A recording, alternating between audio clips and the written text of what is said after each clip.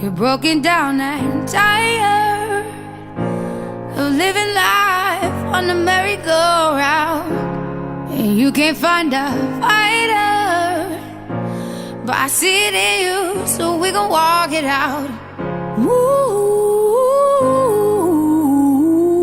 mountains, we gon' walk it out. Good evening, and welcome to another edition of the Rankin, Mon Valley, Pittsburgh section of the National Council of Negro Women. My name is Dolores Dupree, Section President, and with me is Alicia Gibbs, Section First Vice President. We thank all of you who have participated with us in the past, and we hope you join us again today. If you'd like to participate, the number to call is 412-231-2288. And we will be discussing the amazing Dr. Mary McLeod Bethune. Now, this program satisfies two of our national mandates: to disseminate information about issues affecting African American women and their families, as well as to provide mentoring and educational support to our young people. Also, two of our Four for the Future initiatives are to promote and recognize leadership among women of color and to champion civil and human rights. If you're a regular viewer, you may notice that we're not wearing our traditional purple.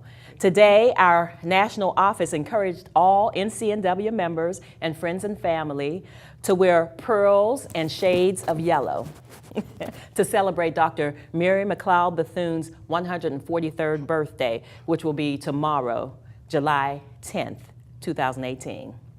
But before we show a few clips about Dr. Mary McLeod Bethune, we'll read a brief bio of Dr. Bethune, especially as founder of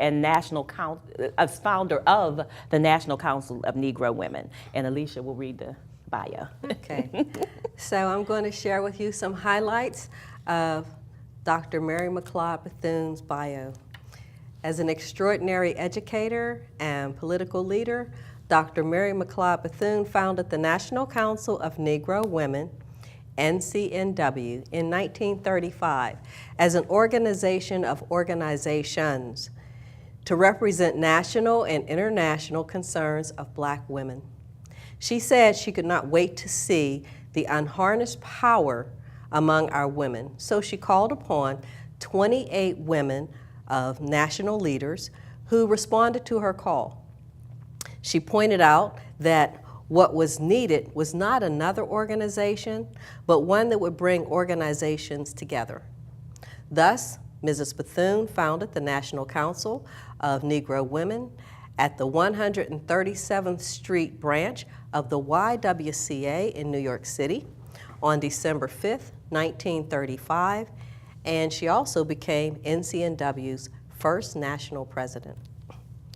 Dr. Bethune envisioned NCNW functioning as a clearinghouse, facilitating networking and coalition building, and advocating the use of collective power on issues affecting women, their families, and their communities. In 1937, in New York, the first community-based section was organized, just like the Rankin, Mon Valley, Pittsburgh section. NCNW fought for jobs, the right to vote, and anti-lynching legislation. It gave Black women the opportunity to realize their goals for social justice and human rights through united, constructive action. Dr. Bethune stated, "During my lifetime, I have seen the power of the Negro grow enormously. It has always been my first concern that this power should be placed on the side of human justice." Dr. Bethune was the advisor of minority affairs to President Franklin Delano Roosevelt. She was the founder of the United Negro College Fund, and she was the first woman president of the Association for the Study of African American Life and History. At a celebration in February of 1955, Dr. Bethune praised the National Council of Negro Women by saying, "I am very grateful to you, my daughters. I have been the dreamer. But oh, how wonderfully you have interpreted my dreams." A few months later, Dr. Bethune died of a heart attack at her Daytona Beach home on May 18 at the age of 79 years old. During her lifetime, Dr. Bethune witnessed the tremendous growth of the organization that she founded. On March 19th in 2018, this year, the state of Florida enacted legislation designating Dr. Bethune as one of 2 official representatives of the state to have a likeness in Statuary Hall in the U.S. Capitol. Bethune-Cookman University, founded by Dr. Bethune, is leading the effort to raise the funds necessary to erect the statue. All right. Now that's just a brief bio because Dr. Bethune has done so much. Now ever since we had a little 10-year-old girl call in one day, we've been having a short animation that talks about the heroes that we show on our program. So we're going to show a short animation and hopefully the children are watching. So please show that clip. Really hard. Next, I want to talk to you about an amazing teacher in Black history named Mary McLeod Bethune. Mary was an educator that fought to make sure that African American children received an education in the United States during a time when many did not. Mary was born in 1875. Her parents were farmers. Being in a large family, Mary was the 15th born of all the children. Her parents were slaves, but after being freed, they saved up enough money to buy a farm.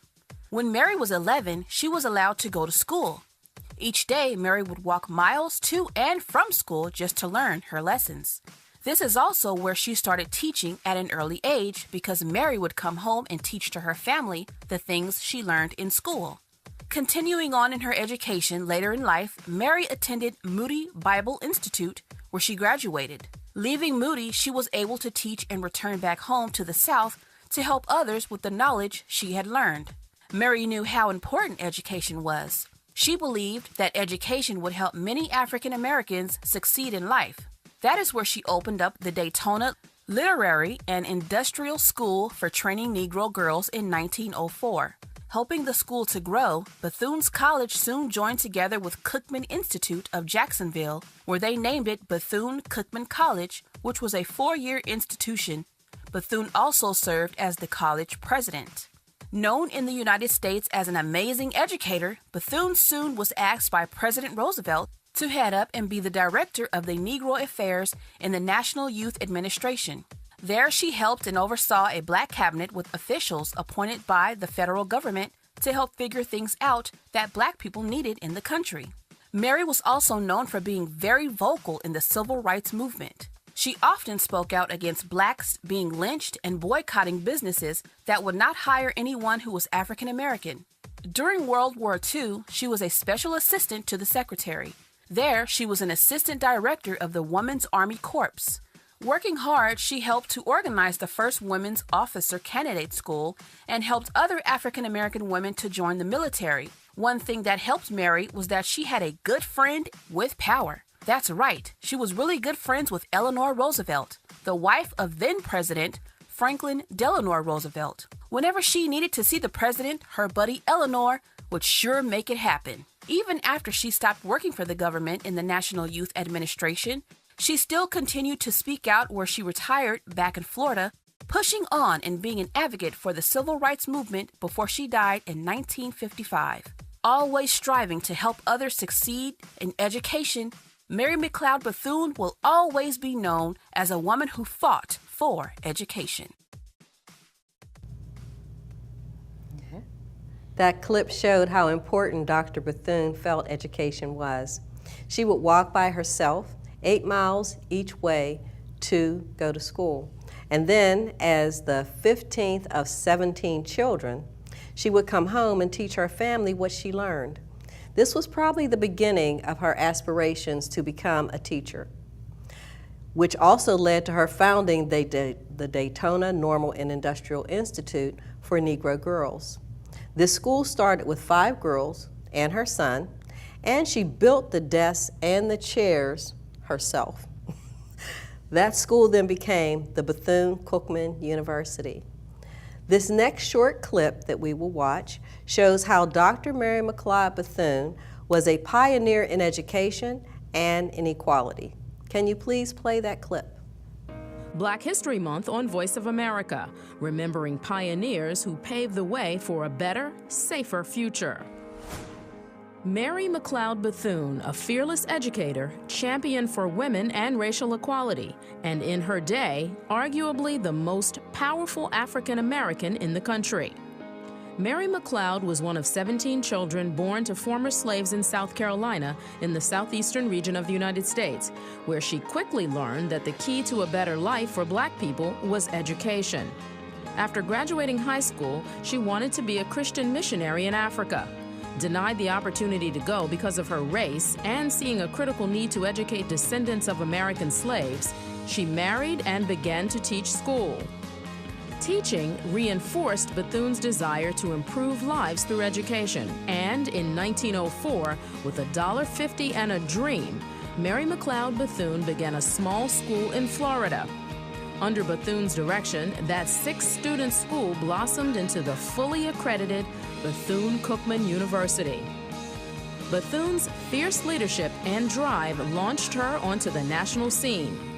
First, in leading the National Association of Colored Women's Clubs, then by founding the National Council of Negro Women. In 1936, Bethune became the first African-American head of a federal agency when she was appointed the director of the Office of Negro Affairs in the National Youth Administration. Bethune was inducted into the National Women's Hall of Fame in 1973, and her legacy is also honored in the form of a statue in Washington, D.C. Bethune is the first African American and the first woman to be recognized in this way. A courageous pioneer, social visionary, and a U.S. matriarch, Mary McLeod Bethune.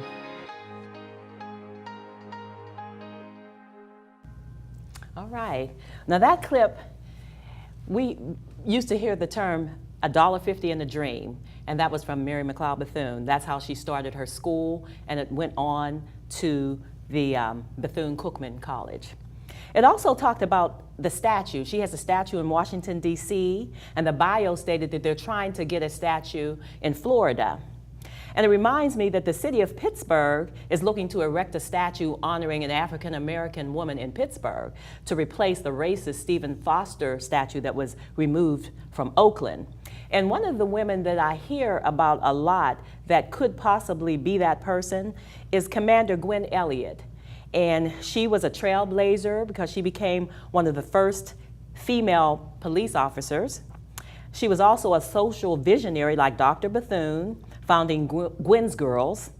And she was also one of the founders of the Center for Victims of Violence and Crime. Now, I bet Mary McLeod Bethune was one of her heroines, especially since in World War II, Dr. Bethune gained approval for Black women to serve as officers in the Women's Army Corps. So another person who thought of Dr. Bethune as a role model was Dovey Johnson Roundtree, and she was an activist, an ordained minister, and an attorney. So please play her tape as she talks about meeting Dr. Bethune. And remember, you can call in if you have any comments or questions that you want to talk about Dr. Bethune. Please play that clip. She was forming the crust of organizations, which later would become the corporation of the National Council of Negro Women and all of that. She was before time. What do you mean she was before time?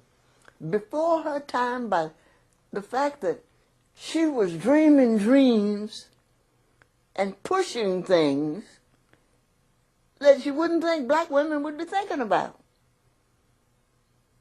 How did your grandma Rachel meet Mrs. Bethune? She met her when she spoke at a church meeting for East Stonewall Church, AME Zion Church. And the women, you know, how they gather around for meetings like that when you're having a woman speaker. And Dr. Bethune was even then quite famous with her output and her uplift for women. And what did your grandmother think of her? She thought she was next to Mary, Mother of God. She did. She thought that was the way to go. And I've heard her use that phrase, it's the way to go. You've got to get your learning. You've got to get your learning. You just got to get your learning. And she told me how many shirts she would iron to get me my learning. And she must have come mighty close to it. The happiest day of my life was when I brought my college diploma back up here to Charlotte for Grandma to see. And then I had to read, all that Latin and all that mess they have on. And do you know that I had someone to translate that for me? And for a long time I had both. On the one side I had the English, on the other I had the translation into Latin and whatnot. That's wonderful. That's Yeah, wonderful. because I thought it was important, and I regret that I mislaid it or lost it or something mishap happened to it. But I was proud of it. As well, you should have been. Did your grandmother suggest that you should imitate Mrs. Bethune? I mean, that you should follow her? She thought I should follow her and go anywhere that she wanted me to go. For example, she wanted me to go in the army. And everybody else in the family thought it was a no-no. But Grandma and Mrs. Bethune said she goes. And of course I went. Of course. Of course I went. Grandma said, it ain't going to hurt her. If it hurts her, they'll pay for it. That was her remark. Now, isn't that something? When did you first meet Mrs. Bethune? She came to our house from a meeting Grandma had at the, what is that street, near the old library. It was along in there. I can't think of, Amazon building. What do you call that? Maybe you know. I'm You sorry. don't know well. My father worked there before he died. Well, anyway, it's on Brevard Street. And I can find out, I will do that for you. I'll probe into it. But it's clear, in my mind where it is and how wonderful it was. I was there just a few times in my life. But that's where you met Mrs. Bethune? That's where I met her. They had a little headquarters there or something. And that she was trying to get the younger women in Charlotte organized. And Grandma let me go. And what was your first impression of her? I did not understand what she wanted us to do. And I made the fatal mistake of putting up my hand and saying, ma'am, would you explain that? What do you want us to do? I'm willing to do it, but tell me what I'm supposed to do. And she put down her paper. She had a notebook, one of those softback notebooks. She put it down. She said, I'm glad you asked that question. And oh, did I feel a sigh of relief. Because then she went over the whole thing.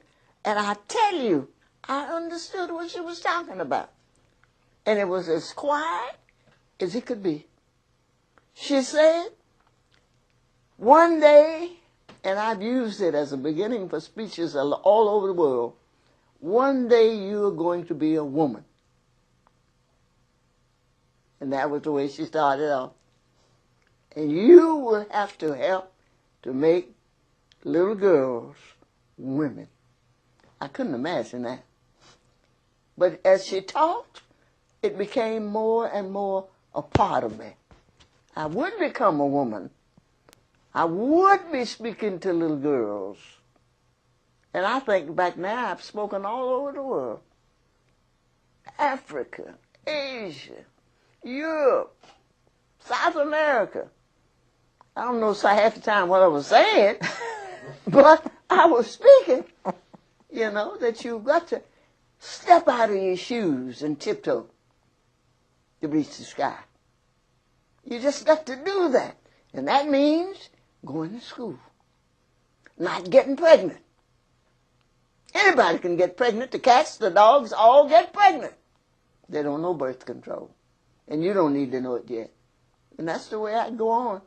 And some of the parents got upset that I was telling the kids the facts of life before they could understand them. I said, but they're having babies.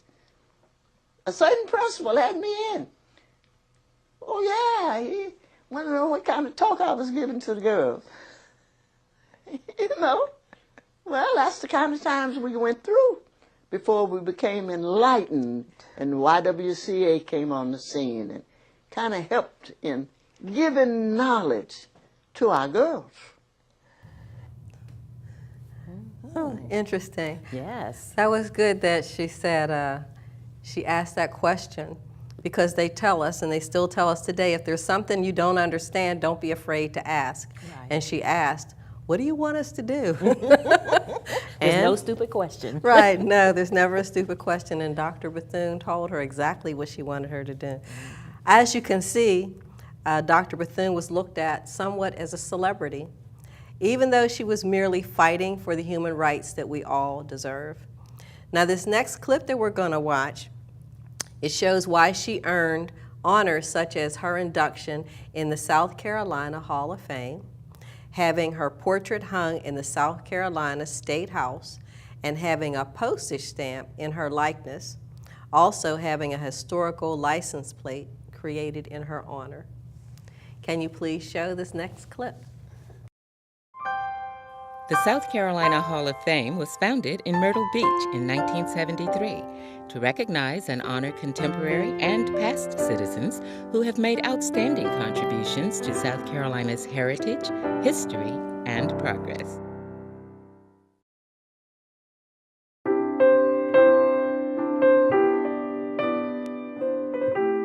She was probably one of the most influential African-American educators and civil rights figures during the first half of the 20th century.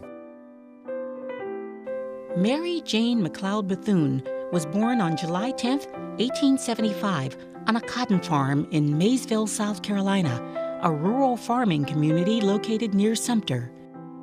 Mary was the 15th out of 17 children born to Samuel and Patsy McIntosh McLeod, former slaves. There's little about her beginnings that would suggest that she would go on to be one of the most powerful women in America.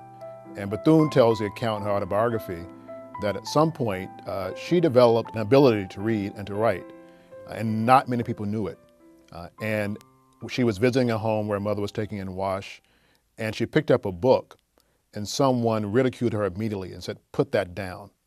You can't read that," when in fact she could. And she knew that that moment was a suggestion to her that there was something perhaps powerful about literacy and perhaps powerful about education that she wanted to master. And I think from that very beginning, she realized that one could not be fully free until you were educated. Young Mary had dreams of becoming a missionary, first studying at the Scotia Seminary for Girls in North Carolina, then at the Dwight Moody Institute for Home and Foreign Missions in Chicago. Upon graduating, there were no openings for missionaries, so she became a teacher, then met and married fellow teacher and minister Albertus Bethune. Her teaching positions in Georgia and South Carolina gave Mary McLeod Bethune the burning desire to build a school of her own. She moved to Daytona Beach, Florida, and starting with just $1.50, she founded the Bethune Institute for Girls, which today has become Bethune-Cookman University. And she used Bethune-Cookman as her base to be involved in women's work, to be involved in politics, to be involved in civil rights. Bethune was influenced by leading educators of the day and was a skilled fundraiser. During World War II, she was invited to the White House by Eleanor Roosevelt and became instrumental in organizing a group of influential African-American political leaders, President Franklin Roosevelt's Black Cabinet. He needed strong, persuasive voices to sit at his table to offer advice and consultation about how to make the Democratic Party more responsive to African Americans. And one of the most powerful, persuasive voices at that time was Mary McLeod Bethune. She was a brilliant woman, a brilliant person. And anyone who understood anything about race and politics of that period knew that if there were going to be anyone at the table to really set an agenda, she had to be there and in fact lead it. Future politicians would also be influenced by Dr. Mary McLeod Bethune. My mother thought she was just the greatest person in the world, and she made me just learn stuff about Mary McLeod Bethune. because I was growing up in Sumter, and of course she was from Maysville, 8 or 9 miles away. Now since that time, I've grown to appreciate not just who, but what she was, and the kind of stick-to-itiveness that she had. Congressman Jim Clyburn led the effort to have Bethune's portrait displayed at the South Carolina State House in 1971. It was a tough fight, but we prevailed. Dr. Mary McLeod Bethune has been honored in many ways, including a South Carolina historical license plate introduced by her great-grandniece, Geraldine Holloman Miller, and her husband, Ed Miller. When you think about a license plate in her honor, in her memory, one of my main purposes is to make South Carolinians and the world aware of such a great lady and her accomplishment. She had a journey and a story that she had to tell.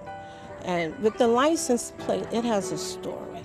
And the story would add to her legacy. I think she, for me, was a powerful symbol. But it seems to me that she was also a window into a time. Here was someone born during Reconstruction, someone who witnessed segregation, someone who witnessed racial violence, but also someone who, from the very beginning, wanted to transcend that and had the wherewithal and the ability to navigate and to circumvent tremendous obstacles from her days in Maysville, South Carolina, to heights of influence from Washington, D.C. to New York. To grow up a sharecropper in rural Sumter County and to become an advisor to several presidents. I mean, that to me is her greatest legacy. If there were a Mount Rushmore for African Americans, she would definitely be on there.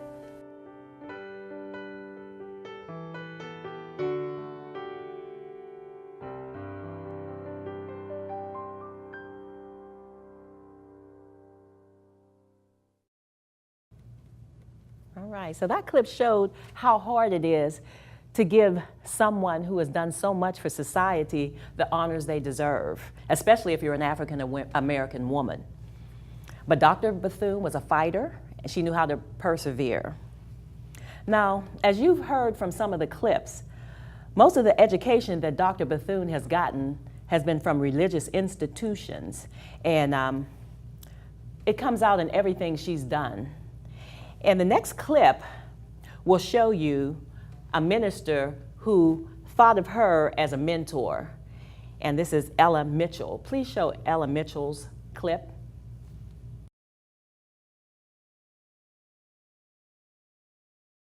During the summers, I used to do a lot of Vesper services and camps. And during the summer, I worked as a Sunday school missionary. That's when I got to know Mary McLeod Bethune personally. She and I used to sit on the porch, and she talked to me all the time about, what is your goal in life? Did she really talk that way? Oh, yes. I mean, that sort of... Oh, yes, she was. And she's a forthright person. She just comes right out and asks you the things or tells you the things that she wants you to know. I felt very, very comfortable and sought her out as a mentor, because she would come home during the summers in this little town, Maysville, South Carolina, and one of my parishes was there in Maysville. And what attracted you to her as a mentor? Oh, I think for the fact that she was always in front of the gun somewhere in Washington. And I read about her. That was before she really got involved with the projects she did and before she went to teaching or anything like that. But she was always in somebody's face in Congress. And I just thought, oh, she's a great guy. I just want to be around her. And so I sought out whatever time I could.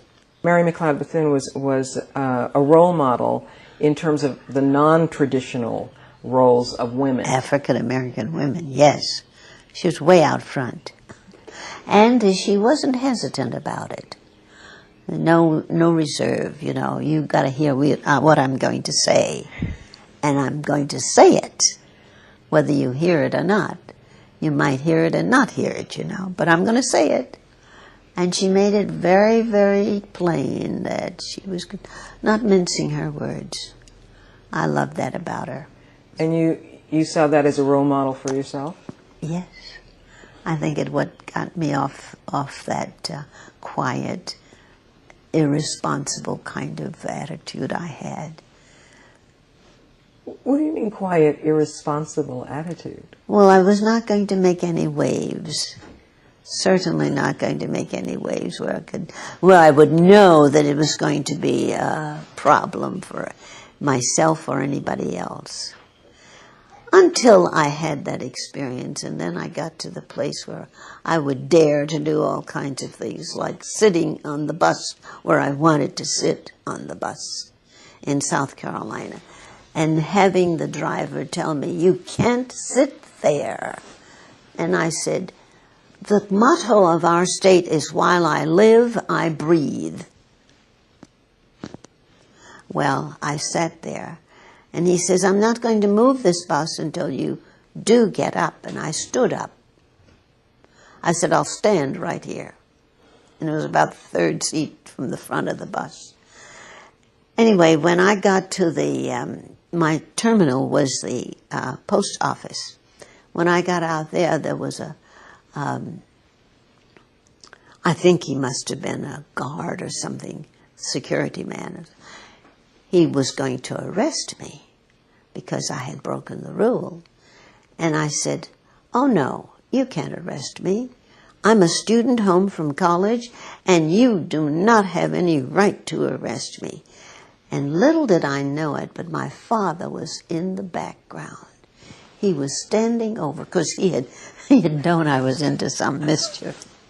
And he came over and he says, "I'll take care of her." That was the end of that. And I never rode the bus anymore. I would walk if I had to go anyplace. So Dr. Bethune had a whole lot of influence, and we do have 3 calls waiting. So first caller, please say your name and where you're calling from.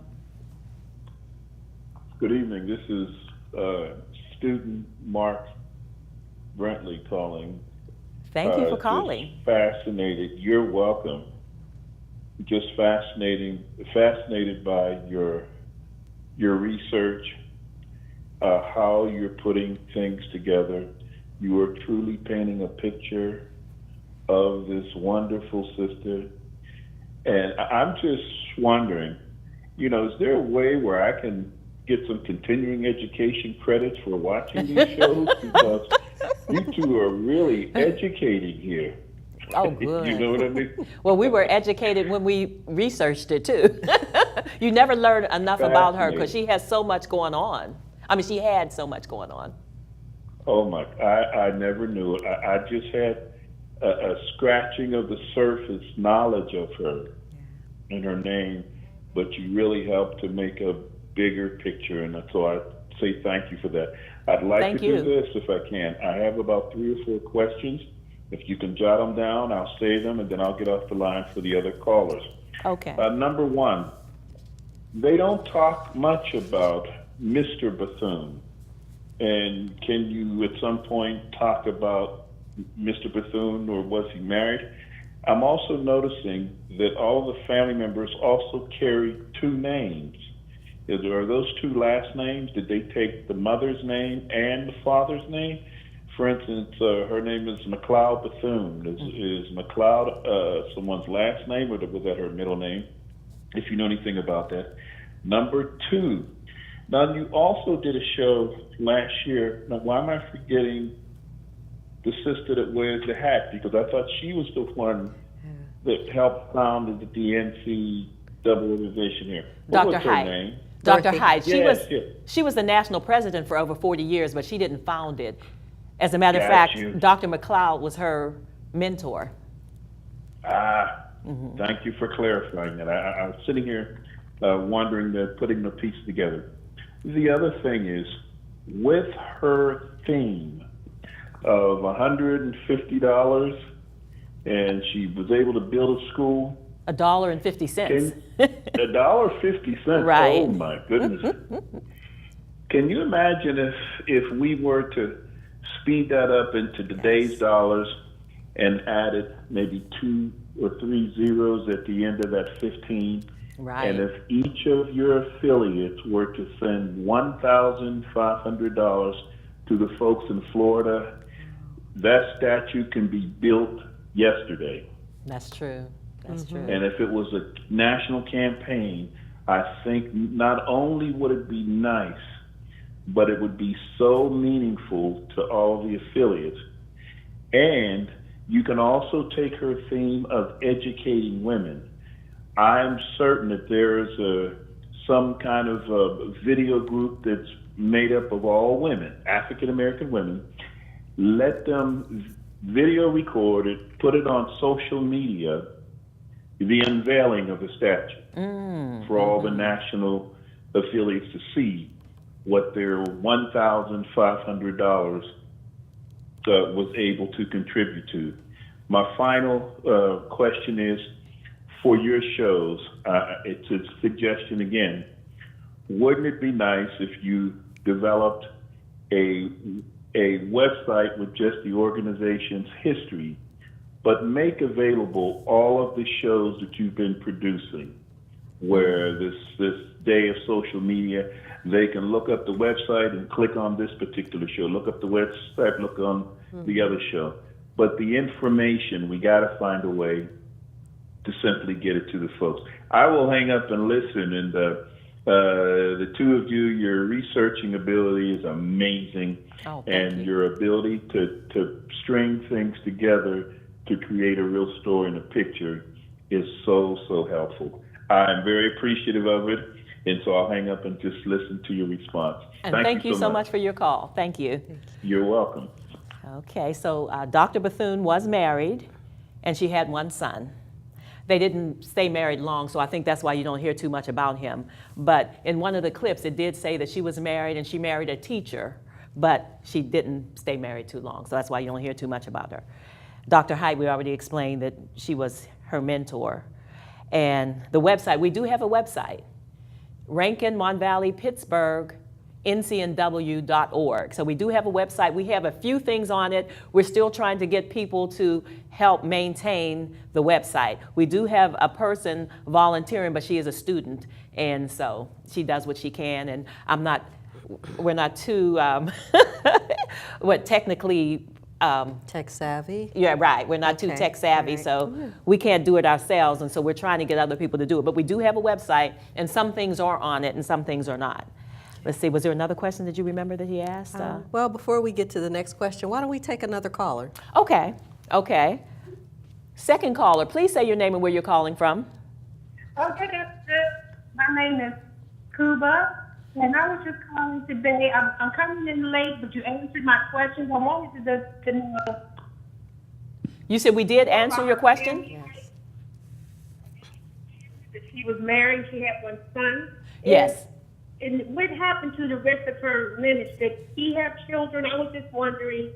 I wasn't able to hear the whole program. I just tuned in to hear a little bit of the interview, and your caller that just went off mark. And I just want to know more about her personal life as well.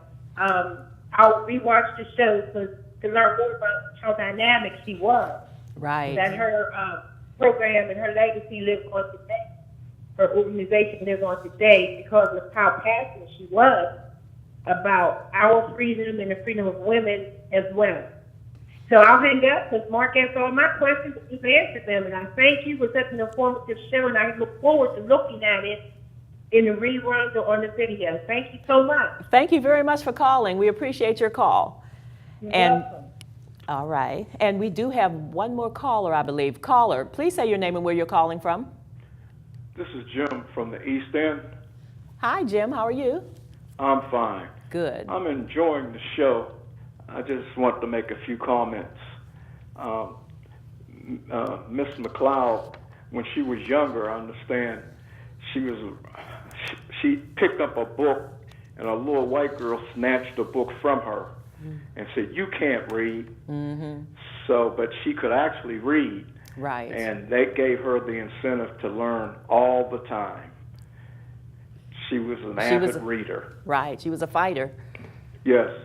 And also, she had so many brothers and sisters, and she was the only one who attended school. But when she went to school, she would always come home and teach whatever she had learned that day. She would teach it to her brothers and sisters. I thought that was commendable. Right. That started her teaching career. Right. And something else, she at one time, I understand, she wanted to be a missionary in Africa. Mm-hmm. But she was told that black missionaries were not needed in Africa. Just think about that for a minute. She's black, and she wanted to go to a black continent to be a missionary, and they said black missionaries were not needed. Mm-hmm. Well, you know, racism doesn't make sense. When you think about it, racism doesn't make sense at all. Yes, that's very true. And just one other point that I noticed, at one time she was an investor, and one of the businesses she invested in was the Pittsburgh Courier. Oh, I didn't know that. Yes. Thank you. Yes, so she was an outstanding person, and she deserves all the honors that she can receive. Yes, she does. Because she's one of our sheroes. Right, right. Thank you. Thank you so much for calling and listening in and giving us information that we didn't know. Did you know about the Courier? Well, now I do. Yeah, Yes. See? Thank you. Learn something every day. Okay. Thank you. Thank you. Thank you. Have a good day. You too. Some great information from Jim. I'm glad we can add that to our biography. Mm-hmm. Keep it in our memory bank. Yeah, so there was a local connection to Pittsburgh. That's wonderful to know that. In that last clip that we were watching, Minister Mitchell talks about how forthright Dr. Mary McLeod Bethune was and how she was always in someone's face, even those in Congress, and that she didn't mince her words. She didn't back down.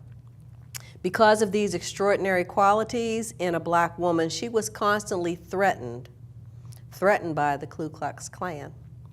But that didn't stop her. This is much like what's happening to currently Representative Maxine Waters.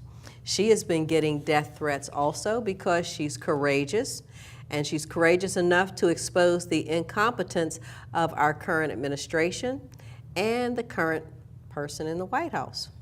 But just like Dr. Bethune, she's not backing down either.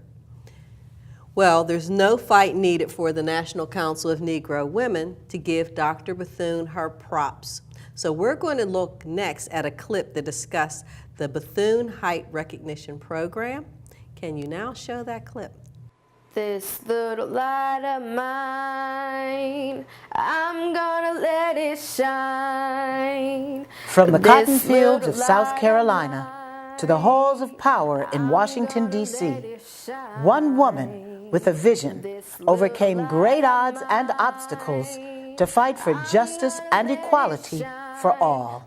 She was far beyond where some of us are right now. And she talked about this black country woman had the audacity to start a school that now is a huge university. That this country black woman have the audacity to meet with presidents and become their liaison between them and the African American community. Just imagine if she was here, where we would be today. Recognizing the need for unity in action, Dr. Mary McLeod Bethune's imagination led her to create the National Council of Negro Women, an unprecedented organization that at its inception provided a platform for black women to pursue equality, education, and political power. Dr. Dorothy Height built upon this vision and imagined an organization that not only continued to empower African American women and youth, but embraced the entire family. She imagined that NCNW was more than just an organization. It was a movement, a force for change in America and abroad. These prolific women imagined the possibilities, saw the potential and implemented a plan to draw on the collective power of black women to address critical issues: health, economic empowerment, education, public policy that affect the quality of life for African American women, their families, and their communities. They imagined.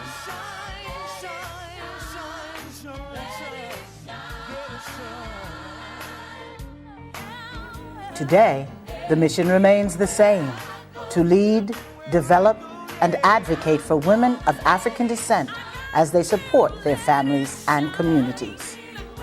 Our history is so rich. The National Council of Negro Women is such a rich organization in terms of what we have within our group.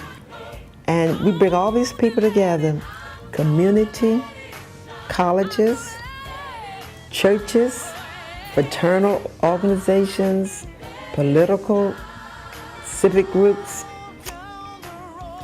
Just imagine what we could do. We could change this country. NCNW programs and services touch the lives of women from all walks of life. One of the largest and longest running programs, the Bethune Recognition Program, was founded in 1974 by women leaders from New York, New Jersey, and Connecticut, who imagined the impact that an annual fundraising event could have on the sustainability of the organization nationwide. They wanted to create a platform to honor and publicly thank individuals and affiliates that gave or raised funds during the year to provide annual financial support for the work of the national organization. In turn, they would be designated as Bethune Achievers. Now known as the Bethune Height Recognition Program, it is one of the primary driving forces that supports the existence and growth of the... So, we do honor our own, and Dr. Mary McLeod Bethune deserves all the honor she has already earned and some. Now, some of the people who called talked about Dr. Dorothy I. Height, who has a stamp. I think it was last year she got her stamp. And she really sort of is the face of the National Council of Negro Women because she was the national president for 40 years. So we couldn't end the program without a few words from Dr. Height about Dr. Bethune. So please play that clip. Let's talk about Ms. Bethune. Oh, yes. When did you meet Ms. Bethune? Well, in 1937, November the 7th, I was assigned from the Harlem YWCA. I was a new staff, assigned to escort Eleanor Roosevelt into a meeting Mrs. Bethune was holding. And it turned out to be the meeting of the National Council of Negro Women. And after Mrs. Roosevelt spoke, and she was driving her cell phone up to Hyde Park, I took her back to her car. Mrs. Bethune said to me, "What is your name?" She said, and I told her, she said, "Well, we need you." So I've been back ever since. And from that moment, I don't think there was a week for the rest of her life that I did not have some direct contact. She was a mentor, a tutor, a spiritual advisor, everything. So you met these two women at the same Same time. day. And what about the relationship with Eleanor Roosevelt? Well, the next year, 1938, I was one of 10 young people Mrs. Bethune invited to come, Mrs. Roosevelt invited to come to Hyde Park. And we spent the weekend with her at Valkill College, planning for the World Youth Congress. And I became sort of like the chairman of that group. And we worked on how, as American youth, and the conference was held at Vassar College in 1938, how it was we would work with young people coming from all around the world with her as First Lady in hosting this conference and in helping to shape it. But also, this again was a time of the United Front, you have to bear in mind, where you had the communist countries as well coming into this conference. So once again, we had to, figure out who we were and what we were standing for, and had to be prepared to stand up for what we believe. But Mrs. Roosevelt was right there every minute, knitting away sometimes, but always advising. And until her death, she was very close to me. You know, something you said a moment ago about Ms. Roosevelt, she was driving herself. Yes. I can't imagine Mrs. Bush It's hard to driving believe, but herself. there was a time when the wife of the President of the United States would drive her own Thunderbird, park it in a Harlem street for 2 hours, go back and get in her own car by herself. Her only advance that day was Dorothy Heights. But she got back in her car and drove on to Hyde Park. There was no Secret Service. There was no advance. No Shows you the policeman. difference in the climate. Yes, it is. Now, this relationship with Ms. Bethune leads you into the National Council, which Yes. surely you knew about before. Oh, yes. Yes, I'd and- Mm-hmm. heard about it, but it had only been organized 2 years. It was organized in 1935. But in some ways, it's a result of the early club work. Yes. Then, I mean, it's a natural. Yes, Mrs. Bethune had been the 7th president of the National Association of Colored Women's Clubs. And she said, we do not need another federation of local clubs. What we need is, and she said, the Negro woman, the trained and the untrained alike, stands outside of America's mainstream of opportunity, influence, and power. And what we need is an organization that brings the organizations together. So she founded the National Council of Negro Women as a council of national organizations. We later organized local groups, but those groups are not like a federation. They are chartered by the national body. And this vision of bringing together these pre-existing organizations, which reached into, I imagine, every community in the United States, was there opposition? Were anyone against this? Oh, yes. And, you know, some people thought that there were even some people were ugly enough to say, well, Ms. Bethune organized it because she was no longer the president of the Colored Women's Clubs. But as time has gone, here was a woman born in 1875 of slave parents, but she realized that collaboration and cooperation and coalition building would one day be the only way. She also had that kind of vision. And so she organized it as an organization of organizations. And she also picked up the same theme that we had. Colored Women's Club said, lifting as we climb. And Mrs. Bethune said, we need a unity of purpose for a unity of action, to leave no one behind. So that, in a sense, one built on the other. Those are powerful words to end on. In that clip, we heard her say, lifting as we climb, we need a unity of purpose for a unity of action, and to leave no one behind. We hope you've learned a little more about Dr. Mary McLeod Bethune today. She is someone that we can all look to for inspiration in doing what we can do to uplift our women, our families, our communities. And in keeping with that theme, leaving no one behind, our section, the Rankin Mon Valley Pittsburgh section, is offering free eye exams and free glasses on August 14th. You can see on the screen that there is a flyer, and that eye exam flyer details the date, August 14th.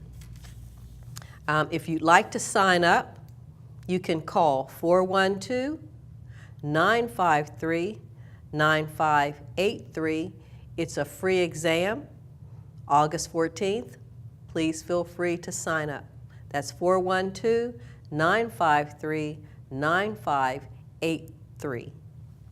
And if you had trouble reading the flyer, make sure you call and get that eye exam. Okay. Also, we're having a bowling party on July 28th for fun and fellowship. So if you look on that flyer, remember, if you can't read it, we are having eye exams August 14th. But anyway, the bowling party is July 28th from 6 to 9 p.m. at Miracle Lanes. And we're going to have fun, we're going to have raffles, door prizes, and line dancing. If you don't want to bowl, you can line dance. So please call 412, let's see, 953-9583 or 412-401-7468 if you'd like to participate in our bowling party or if you'd like to have free eye exams. Now, we hope you've learned a little more about the esteemed Dr. Mary McLeod Bethune, and we'd like to leave you with a song about her. And we hope to see you next time, so please play that song. And thank you for participating. Yeah.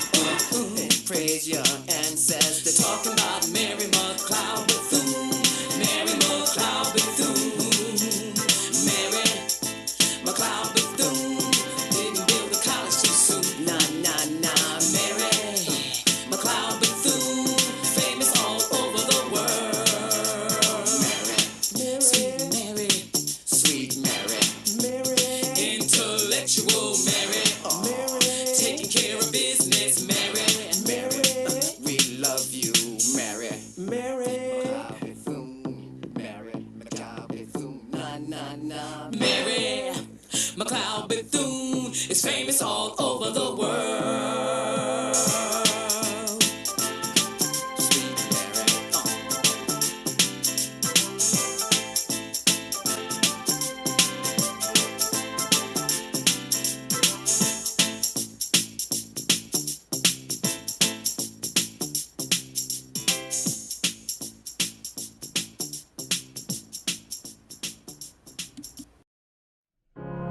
You're broken down and tired of living life on the merry-go-round, and you can't find a fighter, but I see it in you, so we gon' walk it out.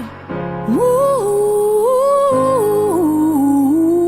mountains, we gon' walk it out and move